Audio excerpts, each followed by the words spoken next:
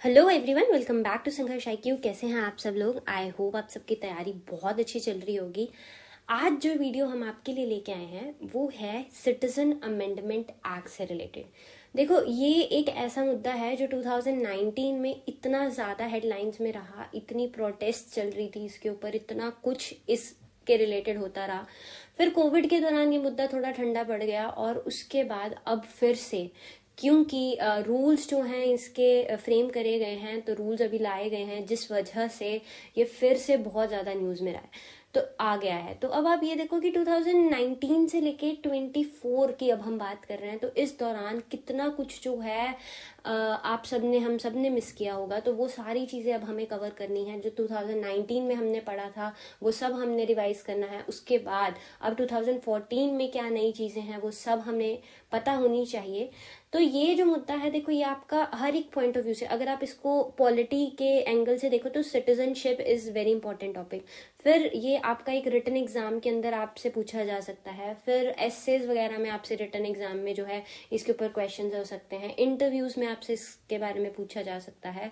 Objective में तो देखो सिटीजनशिप आपके लिए वैसे इंपॉर्टेंट हो जाएगा, तो करंट अफेयर्स के एंगल से आ सकता है, पॉलिटी में स्टैटिक के एंगल से आ सकता है। तो इतने सारे एंगल्स हैं इस एक छोटे से टॉपिक के, तो ये इसीलिए हमें लगा कि ये बहुत इंपॉर्टेंट टॉपिक है। तो अब ये छोटी सी वीडियो रहने वाली है 10-12 मिनट की, इसके अंदर हम इन डिटेल सब कुछ डिस्कस कर देंगे इस टॉपिक से रिलेटेड। वीडियो स्टार्ट करने से पहले एक छोटी सी रिक्वेस्ट है कि प्लीज़ चैनल को सब्सक्राइब करना मत भूलिएगा। अगर वीडियो अच्छी लगे तो लाइक एंड शेयर भी ज़रूर कीजिए। तो चलो, विदाउट वेस्टिंग एनी टाइम हम फटाफट से देखते हैं कि वीडियो में है क्या। तो देखो, सबसे पहले हम देखें कि ये न्यूज़ में अब फिर से क्यों आया है। तो देखो, सेंट्रल गवर्नमेंट ने नोटिफाई कर दिए हैं रूल्स सिटीजन अमेंडमेंट एक्ट के। ठीक है, तो यहाँ पे नोटिफाई कर दिए गए हैं रूल। ये तब हुए हैं जब अमित शाह ने ये लॉ देखो 2019 में पास हुआ था। और ये बोला है अमित शाह, हमारे होम मिनिस्टर साहब ने, कि लोक इलेक्शन पहले से, जो लोकसभा के इलेक्शंस होने हैं उससे पहले ही ये जो एक्ट है इसे इम्प्लीमेंट कर दिया जाएगा। तो जो सिटीजन अमेंडमेंट एक्ट है, जिसे CAA भी बोला जाता है, ये नॉन मुस्लिम माइग्रेंट्स हैं जो बांग्लादेश से, पाकिस्तान से या अफगानिस्तान से, उनको ईजियर बना देता है उनके लिए कि उनको इंडियन सिटीजनशिप मिल सके। तो ये जो लॉ है वो एप्लीकेबल रहेगा हर एक इंडियन, जो भी इंडिया में आए हैं, जो भी माइग्रेंट्स इंडिया में आए हैं इन कंट्रीज से बिफोर December 31, 2014। तो अब हम देखेंगे, मतलब इसमें सारा क्राइटेरिया क्या है, एलिजिबिलिटी क्या है, हम सब कुछ देखने वाले हैं यहाँ पे। तो अब आराम से शांति से बैठिए और बहुत ध्यान से सुनिए, क्योंकि बहुत इंपॉर्टेंट टॉपिक ये है। तो सिटीजन अमेंडमेंट एक्ट 2014 के जो रूल्स हैं वो क्या है। देखो, जो अमेंडमेंट इम्प्लीमेंटेशन होनी है सिटीजन अमेंडमेंट एक्ट की, वो अनेबल करेगी, ये रूल्स के थ्रू ही अनेबल होगा। आपको ये मैंने बता दिया कि जो ये पार्लियामेंट में पास हुआ था 2019 में। तो इसकी जो पोर्टल ऑफ एप्लीकेशन है, तो मिनिस्ट्री ऑफ होम अफेयर्स ने एक पोर्टल क्रिएट कर दिया है जहां पे जो एप्लीकेंट्स हैं वो ये मतलब उस पोर्टल पे जाके अप्लाई करेंगे और वो डिक्लेयर करेंगे कि हम कौन से ईयर में इंडिया के अंदर एंटर करे थे विदाउट ट्रेवल डॉक्यूमेंट्स। अब आप ये देखो कि ये ज्यादातर जो भी माइग्रेंट्स हैं ये इलीगल माइग्रेंट्स हैं, ये कोई वीजा लेके इंडिया में नहीं आए हैं। ये बहुत सारे जो हैं ये विदाउट एनी ट्रेवलिंग डॉक्यूमेंट्स ये लोग इंडिया में आए हैं अपनी जान बचाने के लिए। हम आगे देखेंगे कि कैसे रिलीजियस परसिक्यूशन जो है, रिलीजन के नाम पे जो इनको मारा जा रहा था, उसको हमने बेस बनाया है इस एक्ट का। तो ये सारी चीजें हम देखने वाले हैं। तो ये लोग अपनी जान बचाते हुए भाग के रिफ्यूज लेने के लिए इंडिया में आए, कैसे ये माइग्रेट करें इंडिया में विदाउट एनी ट्रेवलिंग डॉक्यूमेंट्स। तो ये सारी चीजें जो हैं आपको मेंशन करनी है अपनी एप्लीकेशन में कि आप कौन से ईयर के अंदर एंटर करे थे इंडिया विदाउट ट्रेवल डॉक्यूमेंट्स। तो एलिजिबल एप्लीकेंट्स ये दे इंक्लूड इंडिविजुअल्स, इसमें कौन कौन है, जो इंडियन ओरिजिन के हों, चाहे स्पाउसेस हों इंडियन सिटीजन्स के, या माइनर चिल्ड्रन हो इंडियन सिटीजन्स के, या इंडिविजुअल्स हों जो रजिस्टर्ड हैं इंडियन सिटीजन पेरेंट्स के साथ, या ओवरसीज सिटीजन्स ऑफ इंडिया जिनके पास कार्ड हैं, अमंग अदर्स, और भी बहुत सारे।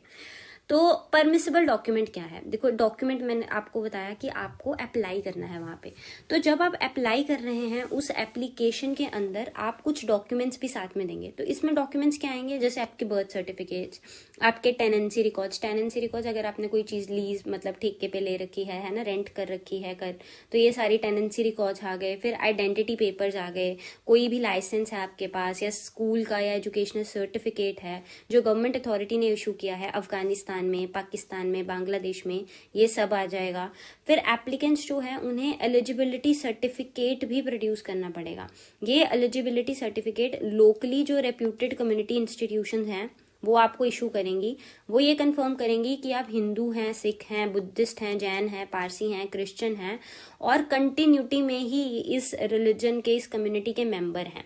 तो देखो, इसके जब हम ड्रॉबैक्स पढ़ेंगे ना, डिसएडवांटेजेस पढ़ेंगे कि क्यों क्रिटिसिज्म हो रहा है, तो वहां पे एक मेजर क्रिटिसिज्म वो इसी एंगल पे है कि ये रिलीजन के बेसिस पे, मतलब रिलीजन के बेसिस पे लोगों को जो है डिफरेंशिएट कर रहा है।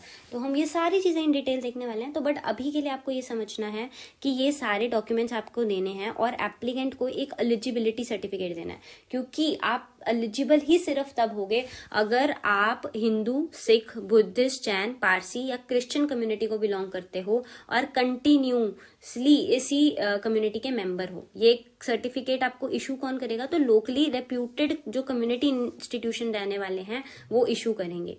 तो delay in implementation of CAA, तो डिस्पाइट एनैक्टमेंट, देखो 2019 के अंदर ये एनैक्ट हो गया था, पर ये इम्प्लीमेंट नहीं हुआ क्योंकि रूल्स अभी तक नोटिफाई नहीं किए गए थे।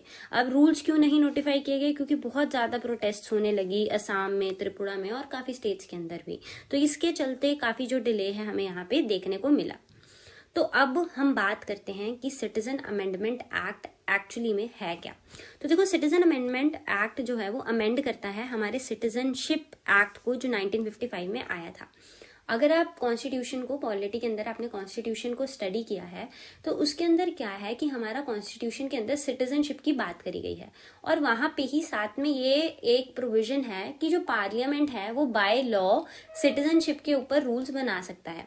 तो इसी प्रोविजन को ध्यान में रखते हुए सिटीजनशिप एक्ट 1955 आया था और इसी के प्रोविजन के अंडर ही अब जो ये अमेंडमेंट एक्ट है 2019 का वो आया है।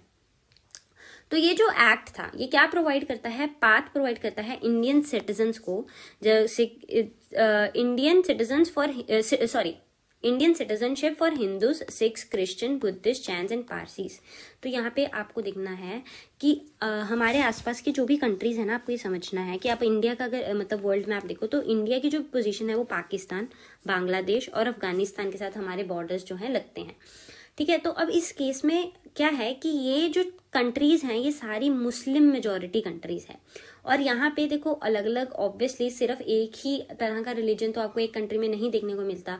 तो वहाँ पे Hindu, Sikhs, Christian, Buddhist, Jain, Parsis ये लोग भी हैं। तो क्या है कि ये मतलब हिस्ट्री के अंदर ये देखा गया, कुछ साल डिकेड्स पहले ये देखा गया कि वहां पे बहुत ज्यादा रिलीजियस परसिक्यूशन होती थी। जो हिंदूज हैं या ये कोई भी माइनॉरिटीज लगा लो, सिख्स लगा लो, क्रिश्चियंस लगा लो, बुद्धिस्ट लगा लो, इन सब माइनॉरिटीज के साथ रिलीजियस परसिक्यूशन हुई। इन्हें कन्वर्ट करने के लिए बोला गया कि इधर आप इस्लाम में कन्वर्ट हो जाओ, नहीं तो इनके ऊपर बहुत अत्याचार देखने को मिला। तो इस सब के चलते हमारा ये जो एक्ट है वो ये दावा करता है कि जो भी ये पाकिस्तान, बांग्लादेश या अफगानिस्तान, ये जो मुस्लिम मेजॉरिटी कंट्रीज हैं, यहाँ से कोई भी माइग्रेंट्स जो कि हिंदूज हैं या सिख हैं या क्रिश्चियन हैं या बुद्धिस्ट हैं, जैन हैं या पारसीज हैं, ये माइग्रेट हुए क्योंकि इनके ऊपर रिलीजियस परसिक्यूशन हो रही थी, क्योंकि रिलीजन के नाम पे इनके साथ गलत हो रहा था।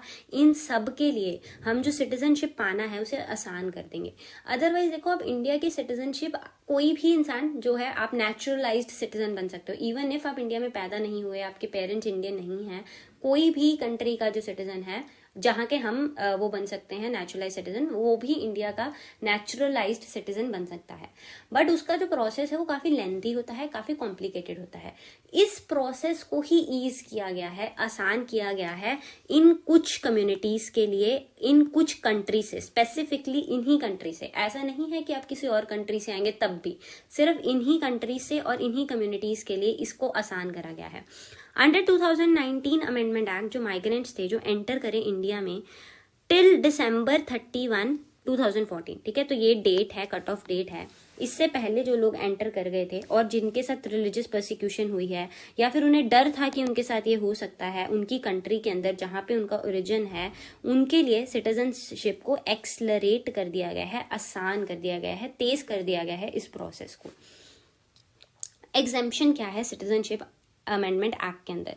तो देखो, अब ऑब्वियसली बहुत ज़्यादा ये सारा मुद्दा उठाया गया। ज़्यादातर ये ट्राइबल स्टेट्स या असम के अंदर, नॉर्थ ईस्ट के अंदर इस चीज़ का काफ़ी ज़्यादा विरोध किया गया।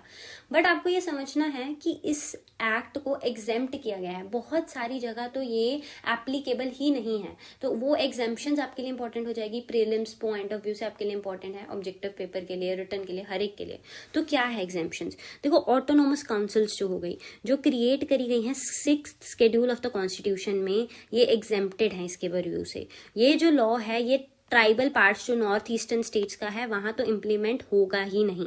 फिर autonomous council under this special status include, इसमें क्या क्या है, जैसे कार्बी एंगलोंग या दिला हसाओ या बोडोलैंड टेरिटोरियल काउंसिल एरियाज जो असम में है, गैरो हिल्स आ गया मेघालय की, ट्राइबल एरियाज आ गए त्रिपुरा की, इन सब के पास स्पेशल स्टेटस है ऑटोनोमस काउंसिल का, और इन लोगों के ऊपर ये जो एक्ट है वो इम्प्लीमेंट नहीं होगा, ये एग्जेम्प्टेड है। ठीक है, नेक्स्ट आ गया एग्जेम्पशंस के अंदर area under inner line permit. तो ये एरिया जहां पे इनर लाइन परमिट रिक्वायर्ड है, कि अगर किसी भी इंसान को वहां पे other parts of the country से नॉर्थ ईस्ट में जाना है, वहां पे जाने के लिए आपको परमिट लेना पड़ता है। तो इनर लाइन परमिट के जो एरिया है इसके अंदर जैसे अरुणाचल प्रदेश, नागालैंड, मिजोरम, मणिपुर के एरियाज आते हैं, इनको भी एक्सक्लूड किया गया है। ये एक्सक्लूजन करी गई है ताकि यहाँ पे जो ट्राइबल एंड इंडिजिनस कम्युनिटीज हैं नॉर्थ ईस्टर्न रीजन की, उनके इंटरेस्ट को सेफ गार्ड किया जा सके। ऑब्वियसली देखो, हम बोलते हैं कि जो ट्राइब्स हैं वो अभी मेन स्ट्रीम का पार्ट नहीं बनी है, इसीलिए उन्हें कुछ चीजें जो है, कुछ स्पेशल प्रोविजंस उनके लिए लेके आनी पड़ती हैं। दैट इज वाई ये एक्ट उनके ऊपर भी इम्प्लीमेंट नहीं किया जाएगा। इंडिविजुअल्स जो इन एरियाज में रह रहे हैं वो एलिजिबल नहीं होंगे कि वो इंडियन सिटीजनशिप के लिए अप्लाई कर सके इस एक्ट के अंदर। ठीक है, तो यहाँ पे भी ये अप्लाई नहीं किया गया है। नेक्स्ट हम देखते हैं कि इश्यूज क्या हैं सिटीजनशिप अमेंडमेंट एक्ट के। देखो, सबसे ज्यादा है फियर ऑफ इलीगल माइग्रेशन। आप एक तरह से देखो, अब आप उन लोगों को जो है सिटीजनशिप दे देंगे इंडिया की, तो इससे ये डर है कि ये लोग जो है बहुत ज्यादा इलीगल माइग्रेशन होने लग जाएगी, क्योंकि उन्हें पता है कि आज नहीं तो कल, नहीं तो कुछ टाइम बाद हमें सिटीजनशिप मिल जाएगी। तो ये जो इंडिजिनस ग्रुप है नॉर्थ ईस्ट के, उनको ये कंसर्न है कि उनका पॉलिटिकल, कल्चरल, लैंड राइट्स जो भी हैं वो बहुत ज्यादा, मतलब उसको खतरा है। इस सब की वजह से माइग्रेशन भी बांग्लादेश से और ज्यादा हो जाएगी। फिर दूसरा कंसर्न है कि ये रिलीजन बेस्ड सिटीजनशिप है। ये जो क्रिटिक्स हैं वो ये बोल रहे हैं कि आप रिलीजन के बेसिस पे जो रेफ्यूजीज आए हैं आप उनको बेनिफिट दे रहे हो, पर आप एक तरह से देखो कि हमारी इंडिया का जो सेकुलर कैरेक्टर है ना, हमारी इंडिया को तो उसकी सेकुलरिज्म के लिए जाना जाता है, तो उस चीज को आप टेंट कर रहे हो। पिटिशंस ने कहा कि पिटिशनर्स ने अपनी पिटिशंस में ये भी बोला है कि सिर्फ जो रिलीजियस प्रोसिक्यूशन है सिर्फ इन कम्युनिटीज के साथ नहीं होती। जो म्यांमार में रोहिंग्यास हैं या तिब्बतन बुद्धिस्ट हैं जो चाइना से आते हैं, तमिल्स जो श्रीलंका के अंदर हैं, आप फिर इन लोगों को क्यों छोड़ रहे हो? इन लोगों को भी आप साथ में ऐड करो या तो। फिर साथ ही ये बात बोली गई कि ये राइट टू इक्वालिटी के अगेंस्ट है, ये वायलेट करता है राइट टू इक्वालिटी जो हमारे कॉन्स्टिट्यूशन में इंश्राइंड है हमारी कंट्री के, और डिस्क्रिमिनेट करता है मुस्लिम्स के साथ। जैसे शियाज हैं, अहमदीज हैं, इनको भी मुस्लिम मेजोरिटी कंट्रीज में बहुत ज्यादा परसिक्यूशन इनकी भी देखने को मिलती है। पाकिस्तान में बहुत ज्यादा स्पेसिफिकली शियाज और अहमदीज के साथ भी बहुत ज्यादा अत्याचार किया जाता है। तो इन सब को भी इंक्लूड नहीं किया गया है सिटीजनशिप अमेंडमेंट एक्ट के अंदर। तो क्वेश्चन ये रेज करे गए कि मतलब कि आप एक्सक्लूजन जो ये कर रहे हो उसमें ये सारी कम्युनिटीज का मेंशन क्यों नहीं है? क्योंकि जस्ट बिकॉज ये हिंदू मतलब मुस्लिम्स हैं, जैसे शियाज और अहमदीज ये मुस्लिम्स हैं, कि जस्ट बिकॉज इसीलिए इन कम्युनिटीज का मेंशन नहीं है। तो ये सारे कंसर्न्स उठ के आ रहे हैं, बहुत सारे लोग आवाज उठा रहे हैं कि ये इक्वालिटी के अगेंस्ट है। हमारा जो रिलीजन मतलब सेकुलर जो हमने अपनी कंट्री बनाई है, जो हमारा बेसिक स्ट्रक्चर है, उस चीज के भी अगेंस्ट है ये। फिर अगेंस्ट असम अकॉर्ड, तो असम के अंदर ये मुद्दा बहुत ज्यादा उठा था कि क्योंकि ये बोला गया कि ये असम अकॉर्ड के अगेंस्ट है। देखो, सिटीजनशिप अमेंडमेंट एक्ट है जो वो 1985 के अंदर असम अकॉर्ड साइन हुआ था, जहां पे ये बोला गया था कि जो फॉरेन माइग्रेंट्स हैं जो असम में आए हैं जनवरी 1, 1966 से लेके मार्च 25, 1971 तक, उनको सिटीजनशिप दी जाएगी। तो ये जो कट ऑफ डेट है, अब आपने सीएए में इसको एक्सटेंड कर दिया है, तो उन्हें ये लग रहा है कि यहाँ पे कहीं ना कहीं असम अकॉर्ड के अगेंस्ट जा रहा है। बट आप ये देखो, हमने भी जैसे पीछे भी पढ़ा, असम तो एक्सक्लूडेड ही है यहाँ से, है ना। तो ये चलो फिर भी प्रोटेस्ट हो रही हैं, तो इसलिए हम इशू के अंदर इसको डिस्कस कर रहे हैं। ठीक है। उसके बाद प्रोटेस्ट अगेंस्ट एनआरसी, अब साथ में ही एनआरसी के अगेंस्ट भी प्रोटेस्ट हो रहा है। अब एनआरसी क्या है कि ये जो मतलब यहाँ पे वो बात कर रहे हैं कि नेशनल रजिस्टर ऑफ सिटीजन्स बनाया जाएगा और इम्प्लीमेंट किया जाएगा सिटीजनशिप अमेंडमेंट एक्ट। इसमें क्या है, एक रजिस्टर बनाया जाएगा जिसमें सारे ही जो लोग सिटीजन्स हैं इंडिया के, उन लोगों का मतलब सबका डिटेल वगैरह जो है उन रजिस्टर्स के अंदर होगा। पिटिशनर्स का मानना ये है कि जो एनआरसी है, देखो एनआरसी सबसे पहले असम के अंदर लागू हुई थी ताकि इलीगल जो इमिग्रेंट्स हैं उनको आइडेंटिफाई किया जाए। तो बट अगर आप सीएए के साथ इसको लगाओगे तो एक तरह से ये मुस्लिम्स को ही सिर्फ टारगेट करेगा। जो मुस्लिम है उसको सिटीजनशिप वाला ये जो रजिस्टर रहने वाला है उसके अंदर एंट्री नहीं मिलेगी, तो एक तरह से टारगेट होने लग जाएंगे मुस्लिम्स। ठीक है, तो नेक्स्ट हम देखो, अब एक कॉन्सेप्ट है एनआरसी, एक है एनपीआर। एनआरसी है नेशनल रजिस्टर ऑफ सिटीजन्स और ये है नेशनल पॉपुलेशन रजिस्टर। तो अब इनमें डिफरेंस देख लो एक बार क्या है। तो एनआरसी एक रजिस्टर है जिसमें नेम्स हैं सारे इंडियन सिटीजन्स के। ओनली एट प्रेजेंट आप देखो ओनली असम में ये रजिस्टर है। ये 1951 के अंदर असम में क्रिएट करा गया था, ठीक है, ताकि हम ये देख सके कि कौन से इंडियन सिटीजन्स हैं जो यहाँ पे रह रहे हैं। अब असम में ही क्यों स्पेसिफिकली, देखो जो बांग्लादेश का बॉर्डर है वो असम के साथ लगता है और असम से आसपास से भी असम के अंदर बहुत ज्यादा जो इलीगल इमिग्रेशन है, क्योंकि बांग्लादेश में आपको पता होगा कि जो इंडो पाक वॉर हुई थी, बांग्लादेश को आजादी मिली थी जिस टाइम पे, तो बहुत ज्यादा जो कम्युनिटीज के लोग थे, ये डिफरेंट माइनॉरिटीज जो बांग्लादेश में रह रही थी, वो उस टाइम पे हमारे नॉर्थ ईस्ट के अंदर एंटर करी थी और एकदम से असम के अंदर आबादी बहुत बढ़ गई थी और बहुत प्रॉब्लम्स आने लगी थी। वहां के जो लोकल लोग थे, जो सिटीजन्स थे इंडिया ने, उन्होंने ये मुद्दा बहुत उठाया था। तो उसके बाद ये जो है एनआरसी वहां पे बनाई गई थी। तो इसीलिए ये सारी चीजें हैं, इसके ऊपर हम अलग से डिटेल में भी एक वीडियो ले आएंगे अगर आपको चाहिए तो नेक्स्ट देखो नेशनल पॉपुलेशन रजिस्टर क्या है। एनपीआर देखो एक रजिस्टर है जहां पे डिटेल्स होंगे हर एक पर्सन जो रिजाइड कर रहा है किसी भी village, rural area, town, ward, कोई भी एरिया में, अर्बन एरिया में इंडिया के अंदर। जो एनपीआर है वो सबसे पहले 2010 में प्रिपेयर किया गया था, उसे 2015 में अपडेट किया गया, ठीक है, और ये रूल्स के अंदर ही जो है मेंशन्ड है, जो कि सिटीजनशिप सिटीजनशिप एक्ट 1955 का पार्ट था। अब देखो सिटीजनशिप अमेंडमेंट एक्ट 2019 जो है ये एप्लीकेबल रहेगा इलीगल इमिग्रेंट्स को जो इंडिया में रिजाइड कर रहे हैं and does not apply to Indian citizens. आपको ये बात याद रखनी है कि जो ऑलरेडी इंडिया के सिटीजन्स हैं उनके ऊपर ये कोई भी एप्लीकेशन इसकी नहीं है, ये सिर्फ उनके ऊपर अप्लाइड है जो इलीगली इंडिया में आए हैं और उन्हें सिटीजनशिप इंडिया की दिलाने के लिए है। जो ऑलरेडी इंडिया के सिटीजन्स हैं, चाहे वो मुस्लिम्स हैं, चाहे वो हिंदूज हैं, चाहे वो सिख्स हैं, किसी भी कम्युनिटी पे के हैं, उनके ऊपर ये एप्लीकेबल नहीं है।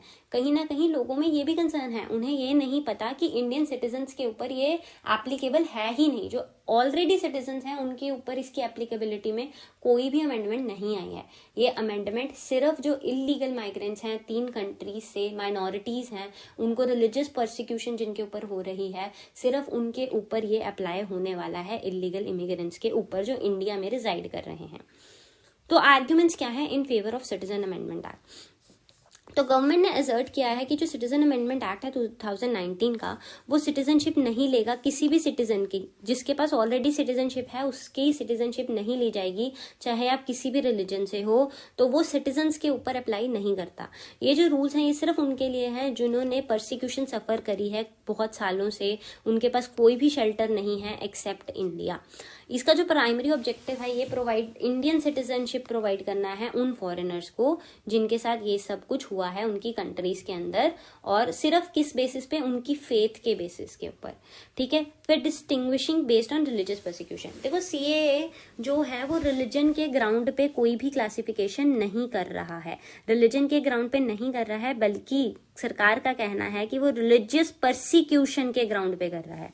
तो इट सेड कि जो लेजिस्लेशन है वो जो भी हिस्टोरिकली इनजस्टिसेस हुई हैं माइनॉरिटीज के साथ ये 7 वाली कंट्रीज के अंदर, उस चीज को सही करने के लिए ये चीज कर रहे हैं। Next, citizenship to illegal immigrants, ये एस्टैब्लिश करेगा एक फ्रेमवर्क जिससे जो माइग्रेंट्स जो इंडिया में आए हैं, इलीगली जो आए हैं, जिन्हें कंसिडर किया जाता है, उनको अपॉर्चुनिटी मिल जाएगी अप्लाई करने के लिए और सर्टेन कंडीशंस को मीट करके। रिफॉर्मिंग रेजिडेंस रिक्वायरमेंट, तो देखो मैंने आपको बताया कि नेचुरलाइज सिटीजन के लिए अदरवाइज क्या है 11 साल की रिक्वायरमेंट है, बट इसके अंदर उनकी ये जो रिक्वायरमेंट है वो सिर्फ 5 years हो जाएगी, ठीक है। तो ये था citizenship amendment act in detail. I hope आपको सब कुछ क्लियर हो गया है। अगर अभी भी आपको कोई भी डाउट है तो कमेंट बॉक्स आप सबके लिए ओपन है। प्लीज़ अपना वैल्यूएबल फीडबैक हमें ज़रूर दें, और फिर से रिक्वेस्ट है कि चैनल को सब्सक्राइब ज़रूर करें। अगर वीडियो अच्छी लगी तो उसे लाइक ज़रूर करें, ताकि हम भी मोटिवेट हों और भी ज़्यादा मेहनत करने के लिए आपके लिए, और भी ऐसा कंटेंट लेके आने के लिए। तो thank you so much, good luck for your preparation. मुलाकात होगी नेक्स्ट वीडियो के अंदर। Thank you.